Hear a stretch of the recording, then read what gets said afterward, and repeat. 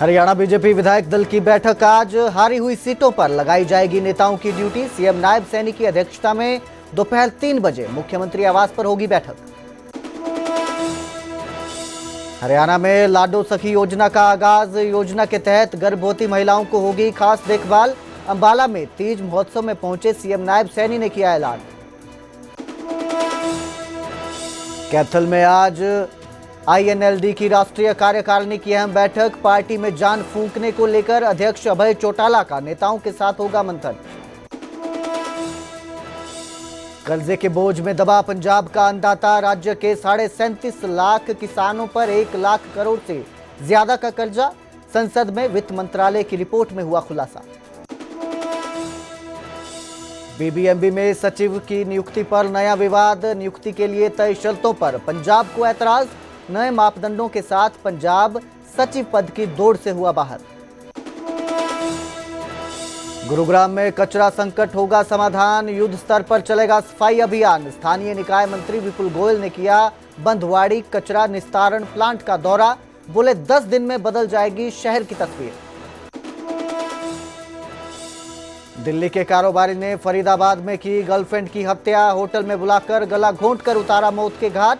Police ने किया गिरफ्तार। युवती के साथ 10 साल से रिलेशनशिप में था आरोपी। हिमाचल के मंडी में बारिश ने फिर मचाई तबाही। सैलाब में बहने से 3 लोगों की मौत। कई इलाकों में मलबे की चपेट में आई सैकड़ों गाड़ियां। लोगों के घरों में भी हुआ नुकसान। सेना के ऑपरेशन महादेव में पहलगाम हमले के मास्टरमाइंड मूसा समेत 3 आतंकी ढेर। लेफ्टिनेंट विनय नरवाल के पिता का सेना को सैल्यूट। बोले बिल में छुपे आतंकियों को ढूंढकर मार गिराना नहीं था आसान काम।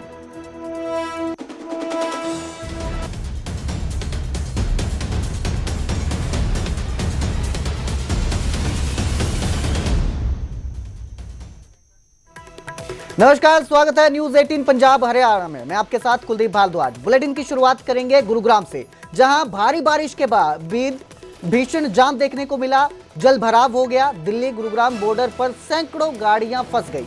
दिल्ली से गुरुग्राम जाने वाले लोगों को भारी परेशानी देखने को मिली। आज सुबह से गुरुग्राम में भारी बारिश हो रही है। लगातार बारिश हो रही है, जिसकी वजह से जाम की स्थिति पैदा हुई। हर जगह आपको गाड़ियों की लंबी कतारें लगी देखने को मिली। जाम लग गया। जल भराव की समस्या भी हुई। बारिश की वजह से रफ्तार थम गई। गुरुग्राम की जो रफ्तार है उसमें ब्रेक लगी नजर आई। जहां तक आपकी नजर जाएगी, आप स्क्रीन पर तस्वीरें देख सकते हैं, जहां तक भी आपकी नजर जाएगी आपको सिर्फ गाड़ियां ही नजर आ रही हैं जो जाम में फंसी हुई हैं। तो भीषण जाम की तस्वीरें हैं गुरुग्राम से सामने आई हैं। कुछ ही देर की बारिश के बाद गुरुग्राम का ये हाल नजर आ रहा है, जहां गाड़ियों की लंबी कतारें लग गई। सड़क पूरी तरह से जाम हो गई। रुक रुक कर जो है गाड़ियां आगे बढ़ रही हैं। धीरे धीरे गाड़ियां आगे बढ़ रही है। यानी कि जो सफर आप आधे घंटे में तय करते थे, उस सफर को तय करने में करीब 2 घंटे का समय लग रहा है। आप देख सकते हैं कितना भयंकर जाम ये लगा है। आप तस्वीरें देख सकते हैं। ये तस्वीरें गुरुग्राम की है, साइबर सिटी की है, जो आधुनिक सिटी है। लेकिन थोड़ी ही देर की बारिश के बाद गुरुग्राम का हाल ऐसा हो गया कि गाड़ियां सड़कों पर रेंगती नजर आ रही हैं। रफ्तार थम गई है। शहर की रफ्तार थम गई है। जो ऑफिस जाने वाले लोग हैं, जो काम पर जा रहे हैं, सबको परेशानी का सामना करना पड़ रहा है। तो एक गुरुग्राम की तस्वीर हम आपको दिखा रहे हैं, जहां पर भारी जाम देखने को मिला है। और कुछ घंटों के अंदर ही गुरुग्राम की हालत दिखाई दे रही है। कुछ घंटों की जो बारिश थी उसके बाद इस तरह की स्थिति पैदा हो गई। गुरुग्राम के कई इलाकों में जल भराव की समस्या भी देखने को मिली और उसके बाद ये स्थिति पैदा हुई है। तो जल भराव के बाद जाम की स्थिति अब सड़कों पर दिखाई दे रही है। इस खबर पर ज़्यादा जानकारी के लिए मेरे सहयोगी धर्मवीर शर्मा मेरे साथ लाइव जुड़े हैं गुरुग्राम से। धर्मवीर, क्या इस वक्त के हालात हैं? किस तरह की स्थिति देखने को मिल रही है?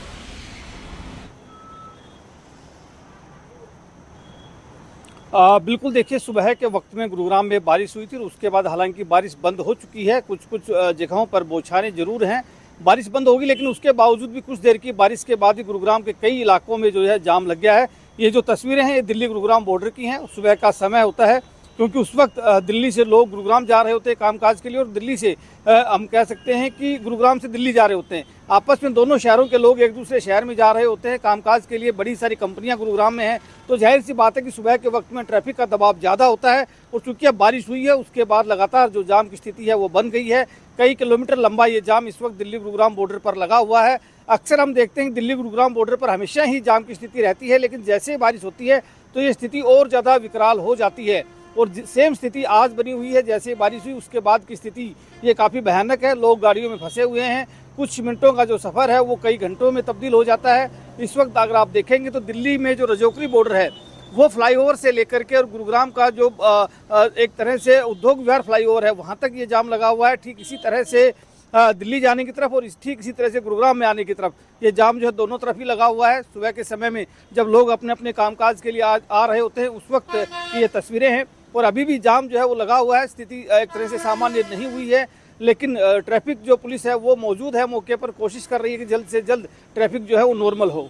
जी, किस तरह से मतलब ये किया जा रहा है काम, ट्रैफिक को हटाने के लिए डाइवर्ट किया जा रहा है इस जगह से ट्रैफिक को, या क्या प्रावधान किए जा रहे हैं ताकि इस जाम से लोगों को थोड़ी राहत मिले?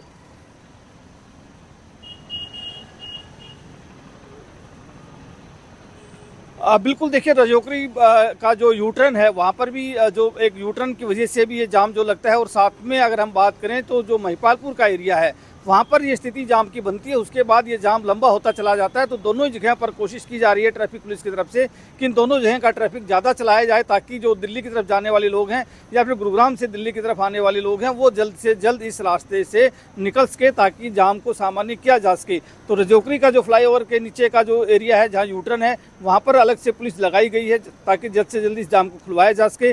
ठीक इसी तरह से जो महिपालपुर का एरिया है, जो फ्लाईओवर है वहाँ पर भी, क्योंकि एयरपोर्ट का जाने वाला जो रास्ता है वो वन वे है और वहाँ पर भी अक्सर जाम लगता है। जी तो धर्मवीर, बहुत बहुत शुक्रिया इस तमाम जानकारी के लिए। तो प्रशासन, ट्रैफिक पुलिस लगातार काम कर रही है कि इस जाम को हटाया जा सके ताकि लोग समय पर अपने काम पर पहुंच सके और ये जो जाम दिखाई दे रहा है इससे थोड़ी लोगों को राहत मिले।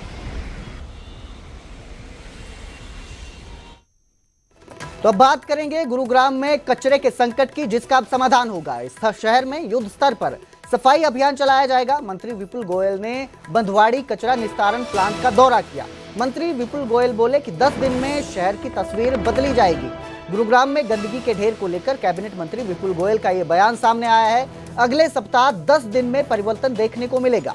नई कंपनियों को कूड़ा उठाने का ठेका दिया गया है। पुरानी कंपनी कोर्ट चली गई, इसलिए दिक्कत हुई। आपको बता दें कि गुरुग्राम में कई जगहों पर कचरे के ढेर देखने को मिल रहे हैं, जिसके बाद अब ये कहा गया है कि 10 दिन में ये जो कचरे की स्थिति दिखाई दे रही है हर जगह पर, यह तस्वीर बदल जाएगी। अधिकारियों को निर्देश दिए गए हैं, जल्दी परिवर्तन लाने के निर्देश दिए गए हैं। तो गुरुग्राम को जल्द गंदगी से राहत मिलेगी, ये उम्मीद जताई जा सकती है।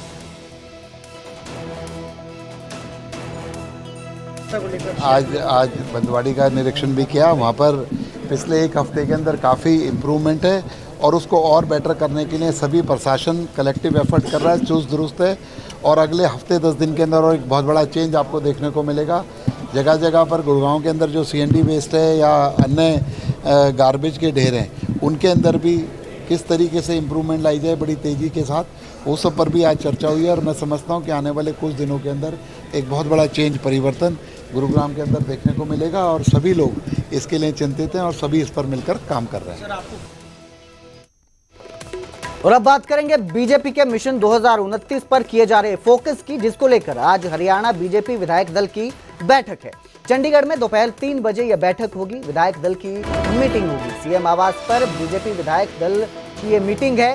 सीएम नायब सिंह सैनी की अध्यक्षता में यह मीटिंग होगी। हरियाणा विधानसभा चुनाव में 42 सीटों पर हारी है। इन्हीं सीटों पर अब फोकस किया जा रहा है। 42 विपक्षी सीटों पर बीजेपी मंथन करेगी। हरियाणा में भाजपा की निगाह उन विधानसभा सीटों पर है जहां विपक्षी दलों के विधायक चुनकर आए हैं। राज्य की 90 सदस्यीय विधानसभा में 42 सीटें ऐसी है जिन पर विपक्षी दल के जो लोग हैं वो चुनाव जीते हैं, विधायक बनकर आए हैं, जबकि 48 विधानसभा सीटों पर भाजपा ने जीत हासिल कर रखी है। अब इन सीटों को किस तरह से अपने हक में किया जाए ताकि 2029 में भाजपा को इन सीटों पर दोबारा हार का सामना ना करना पड़े, इसको लेकर रणनीति तैयार की जा रही है।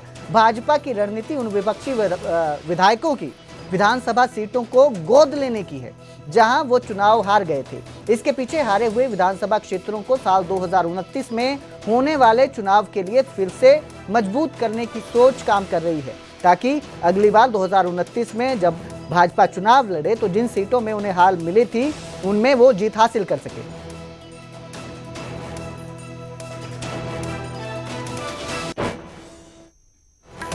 अंबाला में हरियाणा में लाडो सखी योजना का आगाज किया गया। गर्भवती महिलाओं की देखभाल के लिए ये नई योजना जो है शुरू की गई है। अंबाला में तीज महोत्सव में सीएम सैनी ने इसका शुभारंभ किया। अंबाला को मुख्यमंत्री सैनी ने विशेष सौगात दी। 73 करोड़ रुपए की 9 परियोजनाओं का लोकार्पण किया है और साथ ही इसके साथ लाडो सखी योजना की भी शुरुआत की है।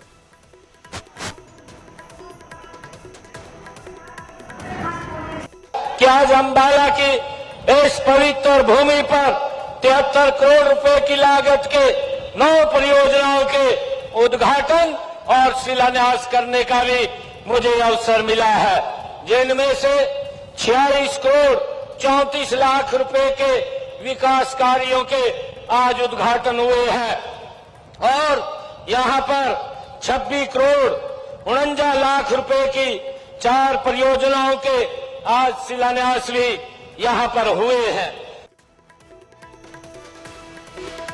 अब खबर फरीदाबाद से है, जहां होटल में गर्लफ्रेंड का मर्डर कर दिया गया। कारोबारी ने अपनी गर्लफ्रेंड की हत्या की। होटल में बुलाकर गर्लफ्रेंड को मौत के घाट उतारा। कारोबारी ने गला दबाकर गर्लफ्रेंड की हत्या की है। 10 साल से दोनों रिलेशनशिप में थे। पुलिस ने आरोपी को गिरफ्तार कर लिया है। पूछताछ के दौरान आरोपी ने अपना जुर्म भी कबूल लिया है। लड़की जबरन शादी का दबाव बना रही थी, ये आरोपी का कहना है। मुस्लिम थी इसलिए शादी नहीं करना चाहता था आरोपी, लेकिन 10 साल से रिलेशनशिप में था। मुस्लिम थी, शादी नहीं करनी है, रिलेशनशिप में रहना है, ये आरोपी ने बताया। जिसके बाद लड़की ने जब शादी का दबाव बनाया तो उसने लड़की का कत्ल कर दिया। मृतका के परिजनों के अनुसार उनकी बेटी ऑफिस का कहकर निकली थी। शाम को उसका कॉल भी आया था, लेकिन उसके कुछ ही देर बाद उसने फोन नहीं उठाया। उधर पुलिस ने आरोपी प्रेमी को गिरफ्तार कर लिया है और उसने पूछताछ में अपना जुर्म कबूल कर लिया है।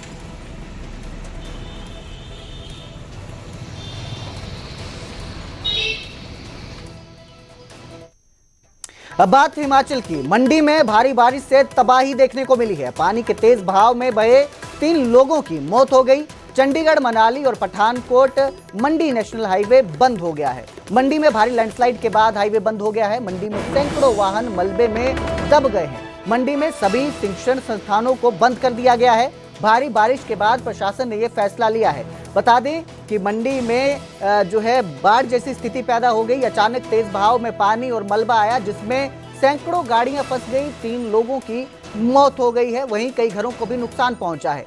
पैलेस कॉलोनी, जोनल अस्पताल और आसपास के इलाकों में ये मलबा पहुंचा है। मलबा बहने से लोगों ने डर के साए में पूरी रात बिताई है। बता दें मंडी शहर की टारना हिल भी धंस रही है, धीरे धीरे वो भी बैठ रही है। इससे शहर वासियों में लगातार डर का माहौल बना हुआ है। तो मंडी की यह घटना सामने आई है, जहां पर भारी बारिश के बाद सैलाब आया और इस सैलाब में 3 लोगों की मौत की खबर है। कई गाड़ियां मलबे में फंस चुकी हैं, वहीं कई घरों को भी नुकसान पहुंचा है।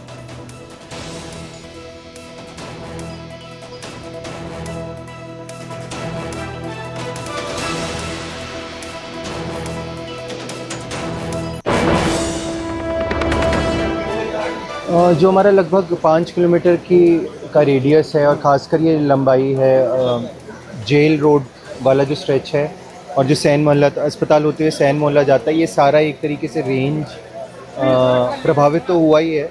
यहाँ पे ख़ासकर जेल रोड के पास जो मोहल्ला है वहाँ पे 3 व्यक्ति कंफर्म डेड हैं। एक व्यक्ति की तलाश जारी है, एक महिला की तलाश जारी है, जिसके लिए पुलिस, एनडीआरएफ, होमगार्ड की टीम तैनात है, वो काम कर रहे हैं अभी। काफ़ी मलबा, गाड़ी, मक वाला एक स्पॉट आइडेंटिफाई किया गया है जहाँ पे कार्य चल रहा है।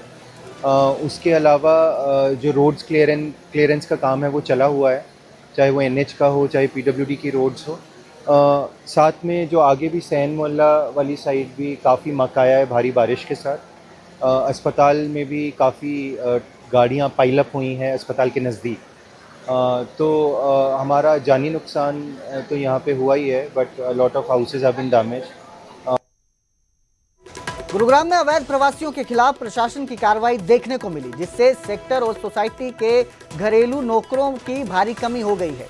पुलिस की धरपकड़ के डर से कई कामगार गायब हो गए हैं, शहर छोड़कर भाग गए हैं, जिससे निवासियों को घर में काम करने वाले नौकर नहीं मिल रहे हैं, जो हाउसमेट है वो नहीं मिल रहे हैं।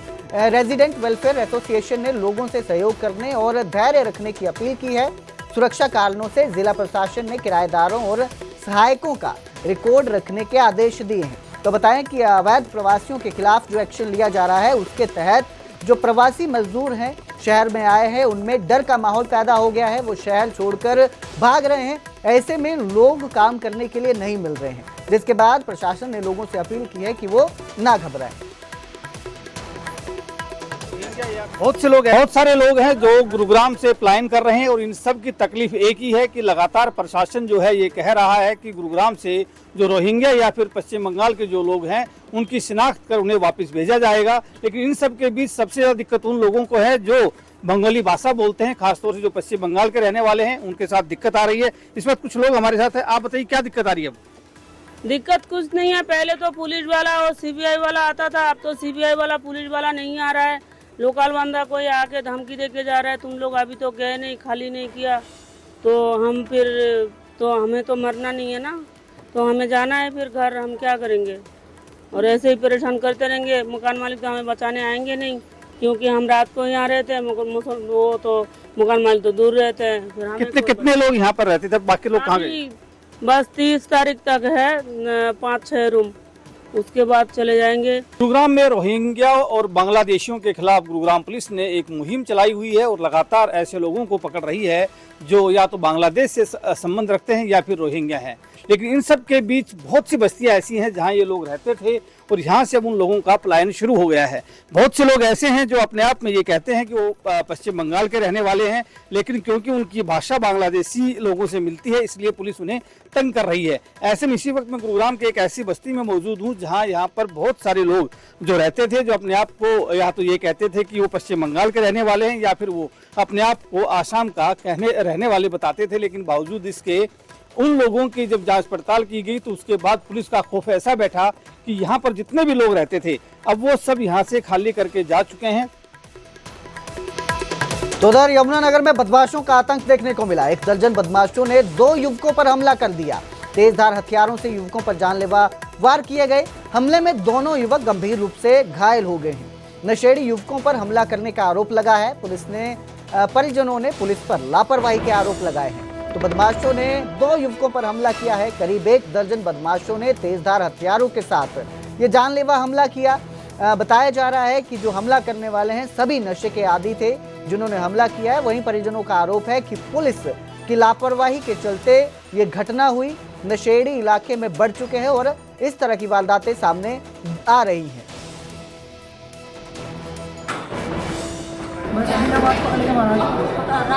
रास्ते में रोक के मारने लग गए, कटर थे, छुरियाँ थी, तलवार थी, कुछ नहीं कर रही पुलिस वाले।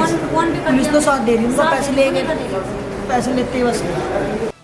तो इस बच्चे को 8-10 जने थे, इस पे हमला ताबड़ तोड़ करा गया। तलवार थी, कटर थे और ये राड लोही की और हॉकी हॉकी पता नहीं क्या, मतलब इस बच्चे को बिल्कुल अधमरा कर दिया उन्होंने, काट रखा इस बच्चे को।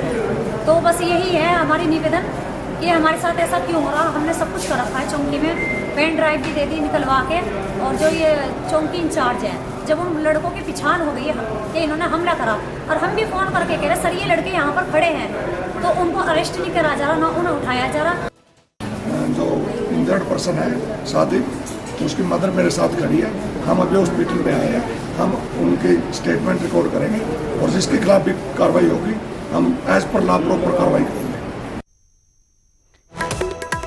उधर रेवाड़ी रेप और लूटकांड मामले में बड़ा खुलासा हुआ। पुलिस ने गिरोह के 2 मुख्य आरोपी गिरफ्तार किए हैं। गिरोह के बाकी आरोपियों की भी पहचान कर ली गई है। 3 अप्रैल 2025 को रेवाड़ी के सदर थाना क्षेत्र का ये पूरा मामला है।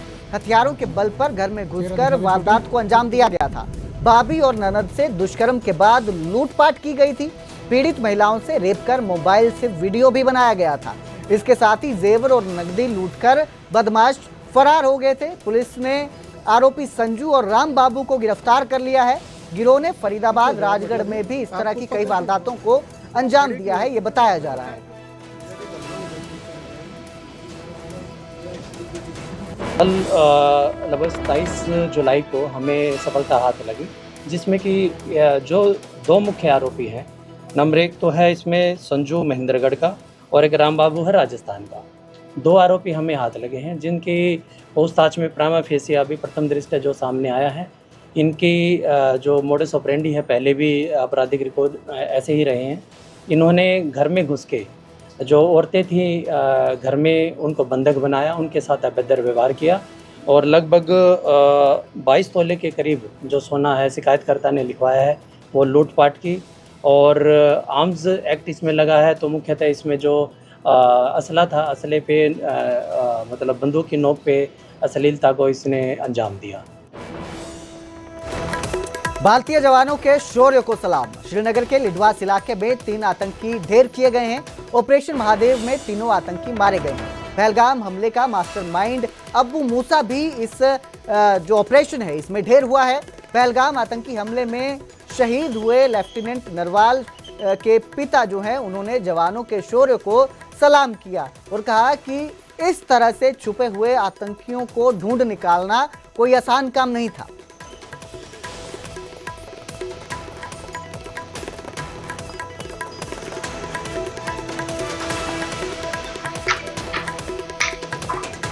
सबसे पहले तो मैं अपनी भारतीय सेना, पैरामिलिट्री फोर्सेज और जिन्होंने उसमें हिस्सा लिया, जम्मू कश्मीर पुलिस के जवानों ने, उनकी बहादुरी को, उनके शौर्य को, उनके अदम्य साहस को और सरकार द्वारा दिए गए उनको सपोर्ट को सैल्यूट करता हूं, सलाम करता हूं। और उन्होंने जिस शौर्य के साथ अपने जान पे खेल करके महादेव एक पीक है वहां पर, उस महादेव पीक के फुट हिल में वो छुपे हुए थे वो लोग, और डेंस फॉरेस्ट है, और वहां पर जा करके और आतंकवादियों को ढूंढ करके और उनको मारना कोई आसान काम नहीं था ये। और इसलिए मैं उनको बारंबार उनको सैल्यूट करता हूँ, उनकी बहादुरी को नमन करता हूँ और उनको ऑनर मिलना चाहिए इसका पूरा। और इसमें जैसे पता चला कि एक आतंकवादी उसमें से जो कि कासिम मूसा है, सुलेमान साहा, वो पहलगाम आतंकवादी घटना का मास्टरमाइंड रहा है और उसको भी इसमें हमारे जवानों ने मार गिराया है, उसको शिकार किया है। तो ये एक बहुत ही एक शौर्यता का परिचय इन्होंने दिया है। बवानी जिले में इस बार बारिश का ऐसा कहर देखने को मिला कि किसानों के सपने चूर चूर हो गए। खेतों में लगी कपास और बाजरे की फसल बर्बाद हो गई। किसान अपनी फसलों पर खुद ट्रैक्टर चलाने के लिए मजबूर है। पूर गांव के किसानों के ऊपर मुसीबतों का पहाड़ टूट पड़ा है। जल भराव से फसलें बर्बाद हो गई है और अब किसान ऐसे में सरकार से मदद की गुहार लगा रहे हैं। पानी भर गया को प्रशासन कोई कार्रवाई कर रहा नहीं, पानी तार देर तो हमारी फसल बच जा रही।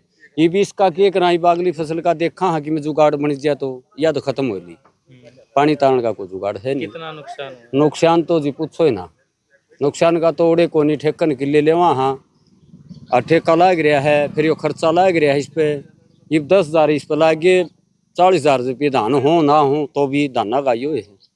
ये धान बो के भी क्या करा नहीं करा, प्रशासन की में कर नहीं रहा इस बात का। जो जंग ऐसे आई थी, 1-2 गांव से आई थी, वो हमने रिजॉल्व करवा दी। वो भी दोनों इंटरडिपार्टमेंट कोऑर्डिनेशन का इशू था, but that has been resolve. उसके लिए जो भी हमारे पास निर्देश आएंगे सरकार की तरफ से, उनकी हम दृढ़ता से पाएंगे। वो हम एक बार चेक करा लेंगे, वो डीआरओ की हमने ड्यूटी लगाई है। 66वें इंटरनेशनल मैथमेटिक्स ओलंपियाड आईएमओ में भारत का कीर्तिमान देखने को मिला। 66वें आईएमओ में भारत को 7वां स्थान मिला है। भारत ने 3 स्वर्ण, 2 रजत और 1 कांस्य पदक जीता है। आईएमओ में भारत ने 193 अंक का रिकॉर्ड बनाया।